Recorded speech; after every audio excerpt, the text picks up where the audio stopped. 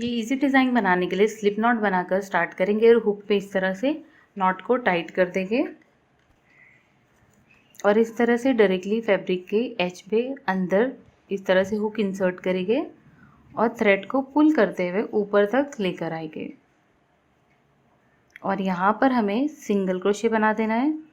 जैसे ही single crochet बन जाता है लूप को पुल करेंगे और एक पर्ल ऐड करेंगे।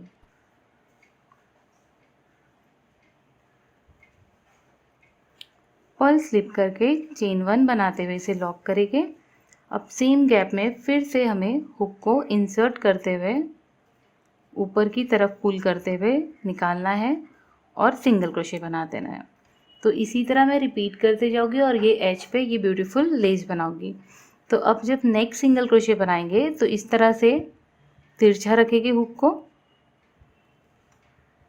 हुक इंसर्ट करेंगे, थ्रेड को पुल करते हुए सरफेस तक लेके आना है, इसके ऊपर एज पे यहाँ तक इस तरह से और सिंगल क्रोशे बना देना है। इस तरह से सिंगल क्रोशे बनाकर फिर से पुल करना है लूप को, पर्ल ऐड करेंगे, पर्ल को चेन 1 बनाते हुए लॉक करेंगे।